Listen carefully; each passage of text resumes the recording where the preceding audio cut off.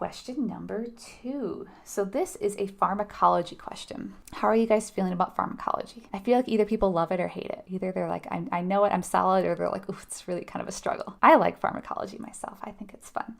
Okay, so in this one, we have a 76-year-old female client who was recently prescribed hydrochlorothiazide. So we're being asked which of the findings would be most concerning. So again, this is another prioritization type STEM. We are saying that all of these findings are concerning, right? But which one is most concerning? So to answer this, we need to know some things about hydrochlorothiazide, right? That's where we need to start. We need to start with what kind of medication is this? What is hydrochlorothiazide? This is a diuretic, right? And what do we give diuretics for? We use them mostly to lower blood pressure, right? Because they decrease intravascular volume, which reduces pressure. So we might see these given to clients with heart failure because they're going to decrease the workload on the heart, right? So we need to know some things about diuretics before we can answer this question. So let's take a look very quickly at our kind of at a glance diuretics graphic here. And this comes from our diuretics cheat sheet. This graphic doesn't have everything we need to know about diuretics, but it is kind of the high level overview. So if you want more information on diuretics as a class, you can look at the whole cheat sheet on our website. So diuretics, there's a couple things that are true of all diuretics. We know that they can increase the risk for dehydration, right? Because we're getting rid of a lot of fluid. We know that because we're getting rid of a lot of fluid, we're going to see lower blood pressure, which can increase our risk for orthostatic hypotension, right? So we need to teach those clients to stand up really slowly, change positions slowly. And then also it's going to increase risk for urinating, right? Because we're getting rid of fluid and that fluid's got to come out somewhere. So they're going to be peeing more, right? And then we can categorize our diuretics into 2 categories. We have our potassium wasting and our potassium sparing. So hydrochlorothiazide is going to be what? Potassium wasting or potassium sparing? This is going to be potassium wasting, right? So we already know we're going to have increased risk for low potassium. And why do we worry about low potassium? Cardiac, right? We worry about cardiac dysrhythmias. And then how do diuretics work?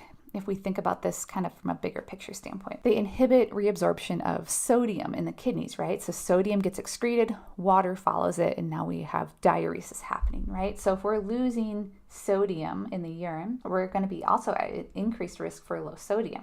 And why is that a problem? Why are we worried about that? What can happen with low sodium? Seizures, right? Okay, so we definitely want to prevent those if we can. All right, so we already know quite a bit about diuretics. So let's see if we can use this information to go back and answer which of these would be most concerning. So our first option is increasing triglyceride levels. Is this a priority finding, do you think? Or another way I like to phrase this is this going to be a problem for me in the course of my 8-hour or 12-hour shift? Probably not, right? We know over time high triglycerides are not good. This can lead to atherosclerosis, which can increase our risk for cardiovascular disease, but we probably aren't going to see that happen over the next 8 hours. So maybe not the most concerning finding, right? We need to address it, but not the most concerning finding. Number 2, nausea, headache, and lethargy. This might be a sign of low sodium. And we said we worry about low sodium because what can that lead to? Seizures.